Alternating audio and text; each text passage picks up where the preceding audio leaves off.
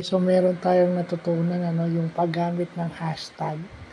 Then, may TikTok na tayo, meron tayong nasagap na bagong knowledge. Lalo na sa medyo bago pa lang sa vlogging dahil 3 taon pa lang tayo. So, hashtag PSG. So, in TikTok or kahit sa ibang social media platforms kagaya ng Facebook, Instagram, or X, or Twitter. So, yung P is personal. So, depende yan sa'yo.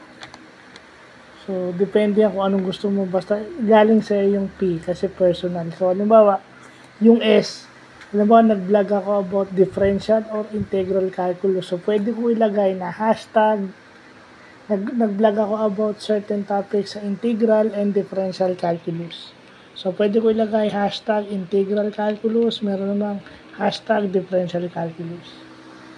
So, halimbawa, nag-vlog ako about medicine, about food. Yeah. Yung paborito kong ulam or something na nasarapan ako din, nag-decide ako na i-vlog yun. So, pwede ko ilagay kung specific yung ulam, pwede ko ilagay yun. Kung anong pangalan ng ulam o anong tawag sa ulam na yun. Pero pwede ko ilagay na hashtag food kasi pagkain. Yung general description noong vlog mo. So, yung sa TikTok daw kasi, kailangan ginagamit ang hashtag para alam ng TikTok kung saan nila ilalagay yung video mo. I mean, kahit saan naman, importante yung hashtag kasi yan ang ginagamit nilang parang index.